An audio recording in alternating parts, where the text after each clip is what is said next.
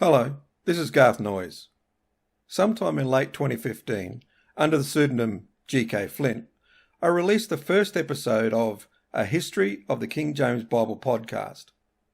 The genesis, no pun intended, of the series occurred in 2011 on the 400th anniversary of the publication of the King James Version of the Bible.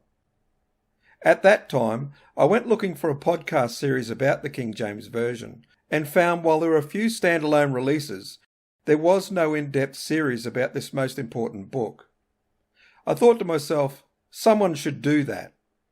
At the time, I didn't think that person would be me. A few years later, I again went online looking for a series concerning the history of the King James Version of the Bible.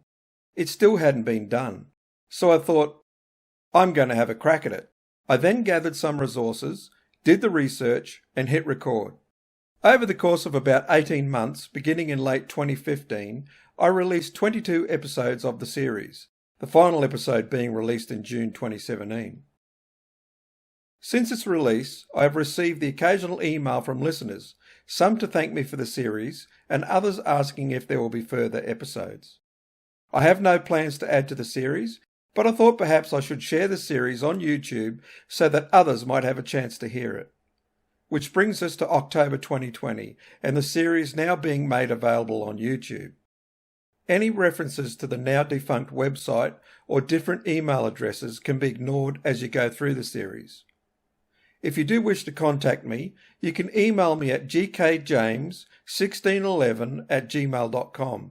That's gkjames1611, gkjames1611@gmail.com. I will check this email intermittently, so please be patient if you do write. Okay, so here now for your enjoyment is my original series, A History of the King James Bible podcast. Kings are called gods by the prophetical King David because they sit upon God's throne in the earth and have the count of their administration to give unto him. Their office is to minister justice and judgment to the people, as the same David saith, to advance the good and punish the evil, as he likewise saith, to establish good laws to his people, and procure obedience to the same, as divers good kings of Judah did, to procure the peace of the people, as the same David saith, to decide all controversies that can arise among them, as Solomon did, to be the minister of God, to take vengeance upon them that do well, and as the minister of God, to take vengeance upon them that do evil, as St. Paul saith, and finally, as a good pastor, to go out and in before his people, as is said in the 1st of Samuel.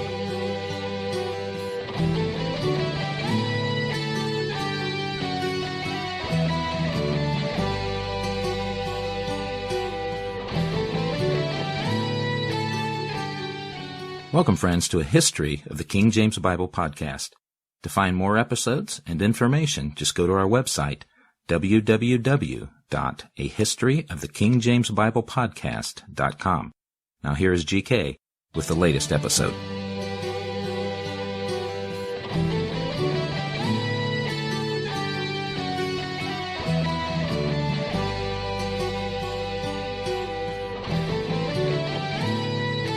Well, that's just a little taste of what we have in store for you in this episode. This is episode 4 of A History of the King James Bible podcast, The Next 40 Years, Part B. I want to start by saying how humbled I am at the feedback I've received since launching this series. To all of you who took the time to write, thank you for the encouragement. It makes it so much more worthwhile when I know people appreciate the effort I am putting into this series. Now, part of the feedback I received was about the depth of information I cover. A number of people wrote and told me they appreciate the detail. I was a little concerned about going too deep since I'm aware some folks prefer the big picture over the details. Me? I like details. That being said, I will do my best to keep it interesting for the big picture people. To that end, let's discuss here James's relationship with the Catholics. Now, I've glossed over some points during this series, and I've deemed others unworthy of mention since at this point I'm trying to capture and transmit a portrait of the man himself. One subject I've mentioned when relevant so far is James's relationship with the Catholics. And here I mean Catholics in general and the Catholic Church in particular, or in special, as James might put it in his writings. Now, this won't be the last time we discuss James and his relationship with Catholics. For example, we're yet to discuss the gunpowder plot, but I do have a point to make since you may have missed it. So let's dive in. On more than one occasion, Catholics within Scotland conspired with those on the continent to use Scotland as a wedge to attempt to bring England to heel. And these conspiracies, if they had been successful, would have been very detrimental to James's health. However, in other plots, James himself was directly implicated. You could, for instance, dig into the Spanish Blanks plot of 1592, which was an apparent Jesuit plot to invade England with 30,000 Spanish and 10,000 Scottish troops. It's called the Spanish Blanks plot because one of the conspirators was caught with blank pages, signed by Scottish Catholics, which were supposedly designed to carry the details of their plot. Now, it was around this time, so coincidentally at the same time, that some were contending that James had not cracked down hard enough on the Catholics. This wasn't the only time he was accused of this, but with the Blanks plot, James was directly implicated. Let's see why. One of the documents found supposedly implicated James in a memorandum with which he had listed the pros and cons of a possible invasion of England by Scotland, with the argument coming down on the side of impossibility because James was struggling with controlling his own nation at this time, let alone being able to invade and control England. James was said to have declared that, "In the meantime, I will deal with the Queen of England fair and pleasantly, for my title to the crown of England after her decease, which thing, if she grant, we have attained our design without stroke of a sword." It seems that James would take notice of a plot to invade England, and his attitude to it was a practical one. For me, it seems like the message for James kind of went like this. "Okay, I've heard your plan. I can't get involved in that now. Thanks for the invite, but I will be able to achieve the taking of England in my own time and manner. Cheers, King Jimmy. P.S. I'm not concerned that you plotters are Catholics." Now, I'm being very loose here with the dialogue, so please don't ever quote that one. But I think it explains how I see his response to this plot. Let's move on to another topic.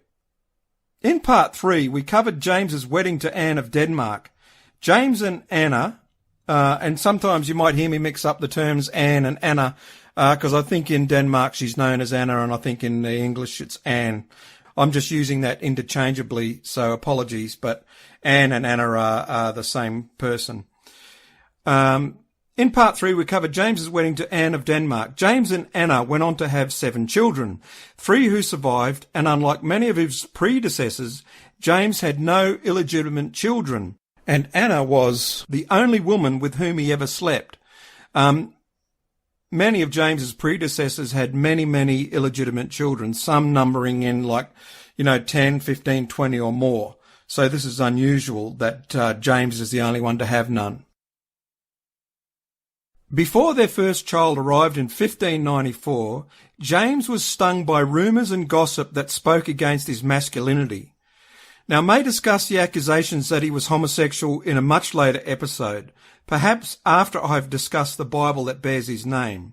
But for now, let's put that aside and look at this from the angle that kings and queens were expected to have children, and failing to do so threatened the succession and the royal house's grip on the throne. There had been rumours very early on that Anna was with child, but a couple of those rumours had proven false. Now, as I said earlier, James was stung by certain rumours against his masculinity, so he had his church ministers tell their congregations that the king was not the illegitimate son of Rizzio. Remember him, Queen Mary's secretary? That he also had them say that he had most certainly consummated his marriage, and he was in no way a bugger. Thankfully, shortly after, in 1593, Anne was found to be with child and gave birth to their first child, Henry, at Stirling. This happened on the 19th of January 1594. His baptism was apparently a grand event, and the money spent certainly stretched James's treasure chest. Henry was put into the care of the Countess of Mar at Stirling, just like James had when he was a bairn. He was ensconced in Stirling with the same rules that James's mother had put in place when she placed James there. Do you remember those rules we discussed in an earlier episode? They were quite harsh. Anyway, they restricted the number of visitors who could be in the prince's presence, with James adding that no enemy of the prince or their wives, bands or servants would be allowed into Stirling Castle. Anne wanted to raise the boy herself in Edinburgh, and it caused a spat between the king and queen, with James angrily swearing that if he were about to die, he would, with his last breath, command Mar to retain possession of the prince. But Anne wasn't about to give up so easily, and the argument grew to the point that it created factions at court. Some for the Queen to raise the prince, and others with James' assertion that he be cared for and raised by the Countess at Stirling. Now, there's no family court back in them days, folks. This was family dispute, Scottish royalty style. In fact, it got so bad, not just within the court, but also on the outside, that James wrote to Mar telling him to stick to the letter of the contract and not to give Henry to anyone without permission from the king's own mouth, and that included the Queen, Anne. He wrote, "In case God call me at any time, that neither for Queen nor estates pleasure ye deliver him until he be 18 years of age." Okay, so that's quite clear. Don't hand him over to anyone if I die until he is 18. Let's turn now to a couple of readings concerning James. The first one will discuss his children, the continuing strife between himself and Anne over Henry, and how James asserted his power over the Scottish Church. Realising that the king would not climb down, Anna tried a more dramatic tactic. James, staying at Stirling, was told that Anna had fallen ill at Edinburgh and wanted to see him. The king's counsellors were immediately suspicious and advised against his going in case some sort of attempt was made against him. Anna's party sent her physicians to Stirling to assure James that his wife was indeed ill. James took the bait and decided to set aside all occasions of suspicion, jealousy, or pleasures and give a proof of his love to his wife by riding to Edinburgh. Anna turned out to be very merry and well-disposed, and took advantage of her husband's rare show of concern to ask him once again for her son. This time James took it in a more higher sort than before, and replied, "My heart, I am sorry you should be persuaded to move me to that which will be the destruction of me and my blood." Anna burst into tears. The following day James said to Maitland, "If any think I am further subject to my wife than I ought to be, they are but traitors and such as seek to dishonour me." Realising she could not win, the Queen abandoned her campaign and publicly reconciled with Mar, but it was thought permanent damage had been done to the marriage. "There is nothing but lurking hatred disguised with cunning dissimulation betwixt the king and the Queen," wrote John Colville in August, each intending by sleight to overcome the other. Nevertheless, the king and the queen knew their duty, and Anna continued to give birth to a succession of princes and princesses. Elizabeth in 1596, Margaret in 1598, Charles in 1600, Robert in 1601, Mary in 1605, and Sophia in 1607. Although Margaret, Robert, Mary, and Sophia all died in infancy, fears about the succession were calmed. From England, the factionalism at the Scottish court and within the royal marriage was viewed with dismay. Elizabeth wrote to Anna and sent her messenger with a more important, lengthy verbal message giving the benefit of her opinion on evil counsellors. These evil counsellors were likely to be papists wanting to draw Anna away from her inherited Lutheranism, and it would be better if Elizabeth knew their names. Anna supplied only one name. It was Maitland, who had talked her into trying to win back her son, and yes, he had tried to convert her. But now he was dead and there was no one else. If such a seducer emerged, she would let Elizabeth know immediately. Elizabeth's fears of Anna's possible conversion to Catholicism were uttered more widely by those alarmed by what appeared to be a new trend towards the faith in James's government. Although Prince Henry had been placed with the firmly Protestant Earl of Mar, the next three children, Elizabeth, Margaret, and Charles, were given to guardians less staunch in their convictions. At the same time, Anna had taken as her confidant a known Catholic, Henrietta Gordon, Lady Huntley, and when James welcomed back into Scotland Huntley and Errol in the summer of 1596, there was an inevitable backlash from the Kirk. In September 1596, a delegation of ministers led by Andrew Melville and including his nephew James were granted an audience with the king at Falkland. James Melville commenced by informing the king that the commissioners of the General Assembly had just met in Cowper, at which point James broke in, angrily charging that such a meeting was held without a warrant and was therefore seditious. This was too much for Andrew Melville, who attacked the king in so zealous, powerful, and unresistible a manner that despite James's most crabbed and choleric manner, Melville bore him down. Calling him God's silly vessel, Melville took him by the sleeve and harangued him. "Sir, a divers time before, so now again, I must tell ye, there is two kings and two kingdoms in Scotland. There is Christ Jesus the King, and his kingdom the Kirk, whose subject King James the Sixth is, and of whose kingdom not a king, nor a lord, nor a head, but a member." Worse was to come from the St. Andrew's minister David Black, who had become infamous for his attacks on Queen Elizabeth's religious purity.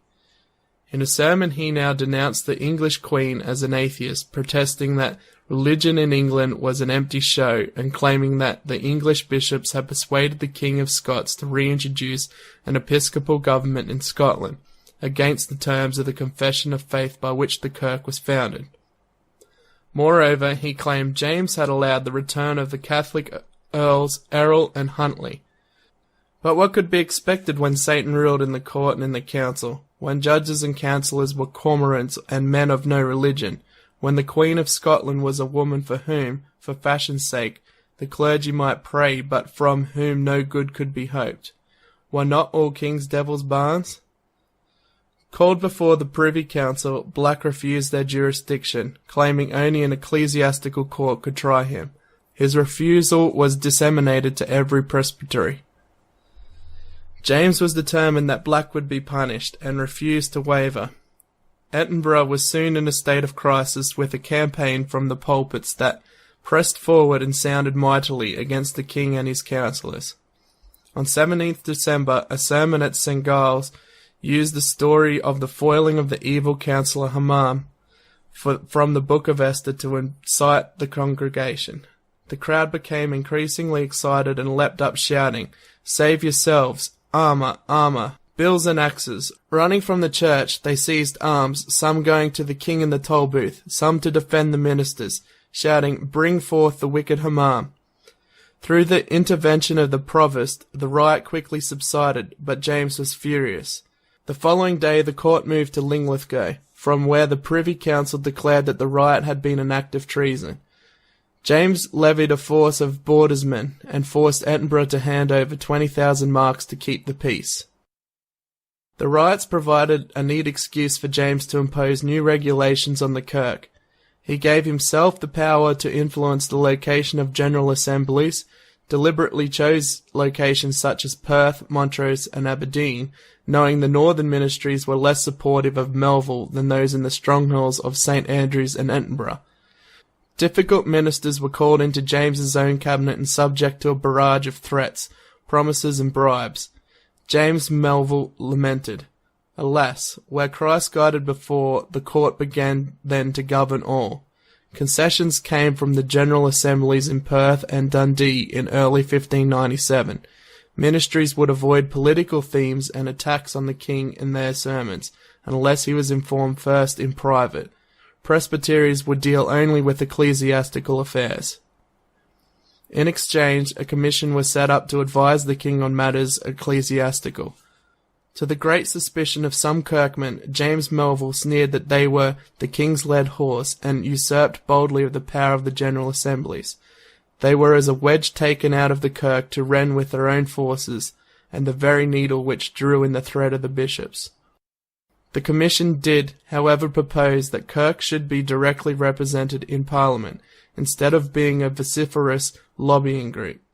James compromised by suggesting that ministers could be appointed to vacant bishoprics, and that these new bishops might sit in Parliament, thus allowing the Kirk parliamentary representation while restoring the episcopacy.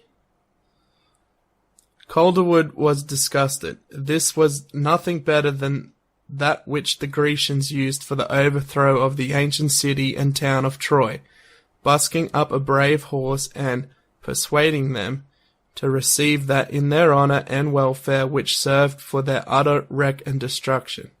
Or as one old minister put it, busk, busk, busk, him as bonnily as ye can, and bring him in as fairly as ye will. We see him well enough, we see the horns of his mitre. James got his way, and the first three so-called parliamentary bishops of Ross, Caithness, and Aberdeen entered Parliament in 1600. The History of the King James Bible podcast is brought to you by Like Flint Radio. You can find them on the web at www.likeflintradio.com. That's www.likeflintradio.com. Now, let's return to a history of the King James Bible podcast with your host, GK. G'day everyone. Just a reminder that the series is now available on iTunes. Please go and find us on iTunes.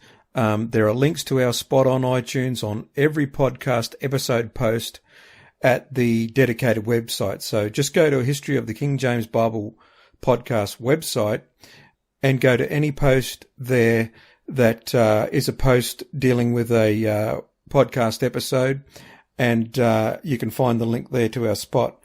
And it would help us out a lot if you go to iTunes and leave us a rating, please. As I usually say, I have nothing for sale. It's all free. All I ask is that you take the time to share the show with someone, anyone, everyone. It will take you only a few minutes, and the best part is you're sharing a free service. Isn't that something? Another thing I want to say before we move on, I want to say a very special thank you to Pastor Mike from Soaring Eagle Radio. Thanks for your assistance, mate. Please go and visit Pastor Mike at soaringeagleradio.com. Okay, the readings I'm sharing today are both from Stewart's The Cradle King. It's an excellent book. Get a hold of it if you can. And go to the references section of the website to check out the other fine sources that I'm using. And I've got many more to be added. Okay, so let's get back to Jimmy and the boys. This next reading is super interesting. It discusses James's scholarly works and some good advice to a son. You will hear that he wrote one of the runaway bestsellers of the Renaissance period. Basilicon Doron is an intriguing document, stuffed with advice gleaned from James's fairly conventional reading of the classics and Scripture, but with occasional examples drawn from nearer home.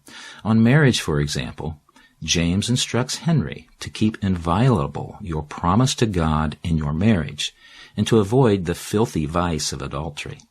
Have the king, my grandfather's example, before your eyes, he suggests, who by his adultery bred the wrack of his lawful daughter and heir in begetting that bastard who unnaturally rebelled and procured the ruin of his own sovereign and sister, and what good her posterity had gotten since of some of that unlawful generation, both well his treacherous attempts can bear witness. Henry should be well versed in authentic histories and in the chronicles of all nations, but specifically in our own histories, the example whereof most nearly concerns you. But James qualifies that instruction. I mean not of such infamous invectives as Buchanan's or Knox's chronicles, and if any of these infamous libel remains until your days, use the law upon the keepers thereof. The strongest condemnation is reserved for the Kirk. The Protestants in Scotland, James writes, were clogged with their own passions, so that the Reformation did not progress properly as it did in Denmark England or some parts of Germany. Some fiery-spirited men in the ministry got carried away with their guiding of the people and began to fantasize to themselves a democratic form of government. This notion, overwell baited upon the rack, first of my grandmother and next of mine own mother, and after usurping the liberty of the time in my long minority, led to them casting themselves as tribunes of the people, and so in a popular government by leading the people by the nose, one of James's favorite images, to bear the sway of all the rule. These ministers were the cause of all Scotland's problems, James continued, all the factions of his childhood, and ever since made sure to court the unruly spirits among the ministry, as a result of which I was oftentimes culminated in their popular sermons, not for any evil or vice in me, but because I was a king, which they thought the highest evil. Basilicon Doran was first secretly printed in an anglicized version by Robert Waldegrave in a tiny 1599 edition of 7 copies for private circulation. Somehow Andrew Melville got hold of a copy, even before the book was through the press. Not surprisingly, he found much to criticize, especially in James's comments about the Kirk.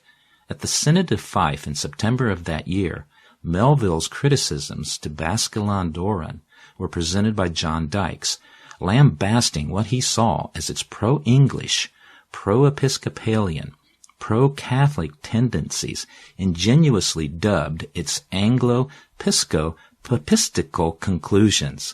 The Synod did not have time formally to censor the book before James had ordered the arrest of Dykes, who fled instead into England. But in time his complaints were drowned out by the overwhelming success of the book. Over the next few years, Basilicon Doran appeared in multiple editions that have been estimated at totaling as many as 16,000 copies. James had written one of the runaway bestsellers of the Renaissance. There we go. I hope you enjoyed those readings. I chose these topics and readings to illuminate further James the man. Unflinching when he wanted to be, sure of himself as king of the country and the church, letting the ministers know who was boss. And did you pick up there his view of the relationship between a king and his people? It might be worth going back for another listen, as it's a point I've been making throughout this series, and yes, he even mentions his old tutor Buchanan. Remember him? Did you hear James's advice to his son? Use the law against those whose libellous works don't fit my world view, which I have backed up with scripture. That's my paraphrase there, but do go back and have a second listen for yourself. Okay, that's it for episode 4. I hope you enjoyed it. Please help me get the word out about the series and share it around. God willing, you'll join me next time on a History of the King James Bible podcast, where in episode 5 we will discuss James, the King of England. Perhaps you've heard of him.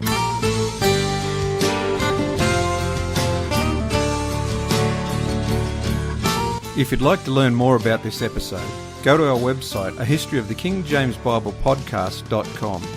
There you'll find reference to the works reviewed in the production of this series.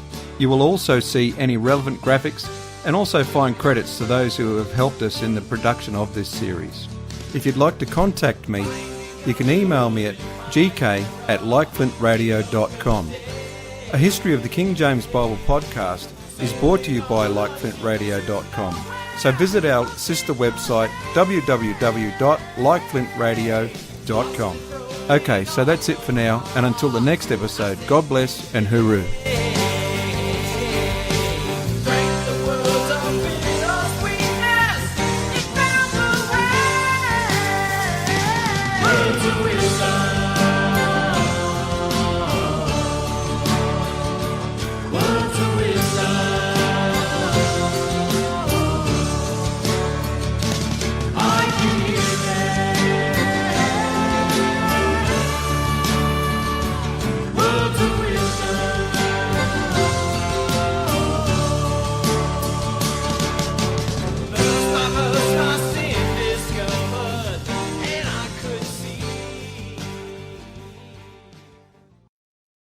James instructs Henry. I think I messed that up. I'll start it again. There's a blooper for you, man. Here we go. Why can't they write normal dumb English? Because this is 500 years old. Be dumbed down like modern society. Can't you just put text in a video? Get it right, Mike. Okay, here we go. Take 3.